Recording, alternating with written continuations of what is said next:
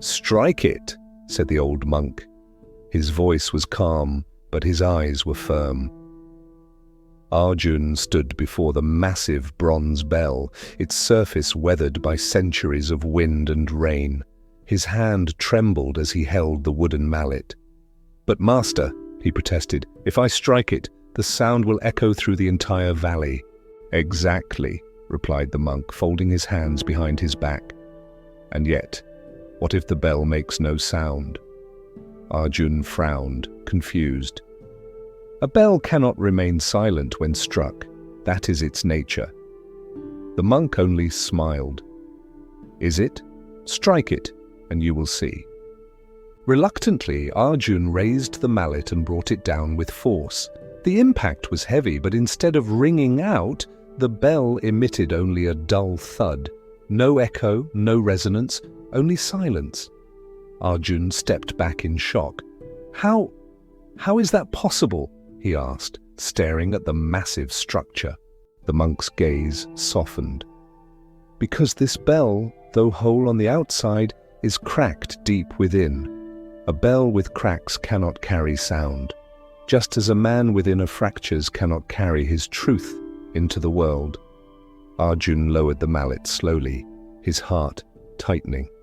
"Are you saying I am like this bell?" The monk did not answer immediately. He walked around the bell, tracing the faint line of the hidden crack with his finger. Then he turned to Arjun. "You came to me asking why your voice is unheard, why your efforts vanish without echo, why no matter how hard you strike at life, the world does not listen. Do you not see? You are not silent because you lack strength. You are silent because you are fractured inside." Arjun's throat tightened. The monk's words pierced deeper than any blade. He had always felt invisible, unnoticed, unheard, in a world that seemed to honor only the loudest and strongest. He thought effort was enough. But now, in the silence of the cracked bell, he saw the reflection of his own struggles. "But how do I fix it?"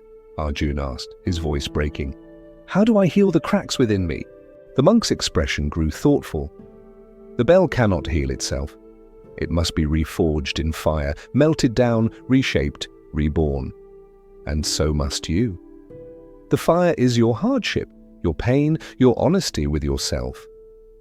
The cracks are your lies, your fears, the masks you wear for others. If you wish to ring, to be heard, you must face the fire and shed what is false."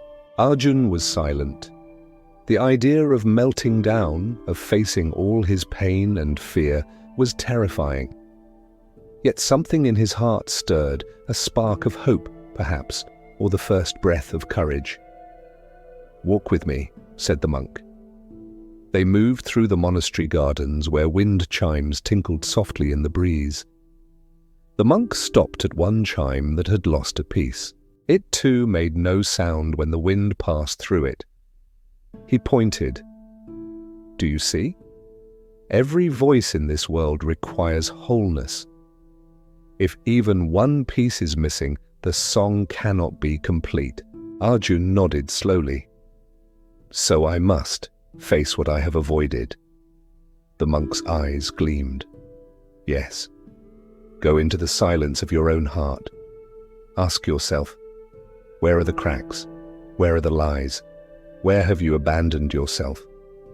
Only when you fill those spaces with truth and courage will your bell ring again." That night, Arjun sat alone, listening to the valley's silence. For the first time, he did not fear the quiet. He welcomed it.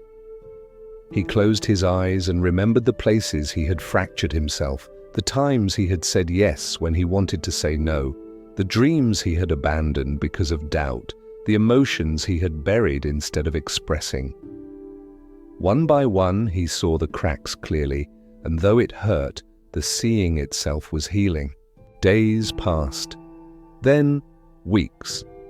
Slowly, Arjun began speaking his truth, making choices that aligned with his heart, no longer bending to the weight of others' expectations. Each time he did, he felt as though a crack within him was being filled with gold, just as artisans filled broken pottery with golden resin to make it stronger and more beautiful. Months later, he returned to the cracked bell. The monk handed him the mallet once again. "Strike it," he said. This time, when Arjun struck, the sound rang pure and deep, rolling through the valley like thunder softened by grace. It echoed against the mountains, resonating long after the mallet had left the surface. Arjun's eyes filled with tears. I can hear it, and I can feel it." The monk smiled knowingly. "And so can the world. You were never voiceless, Arjun. You were only waiting to be whole.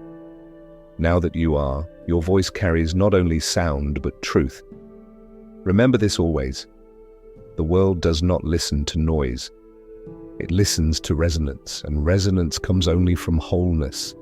The story of Arjun and the silent bell spread across villages. Travelers came to see the cracked bell that once was mute but now rang true. And Arjun himself lived with courage, knowing that whenever fear tried to silence him again, he needed only to return to the fire, to the reforging, to the truth within. And now to you watching this, what cracks do you carry within? Where have you abandoned your truth, leaving silence where there should be resonance? Think about it, because your voice matters. The world may be waiting for you to strike your bell. If this story resonated with you, stay until the end of every story on this channel.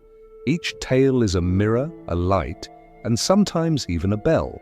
Subscribe for more, and in the comments, share one truth you will reclaim today.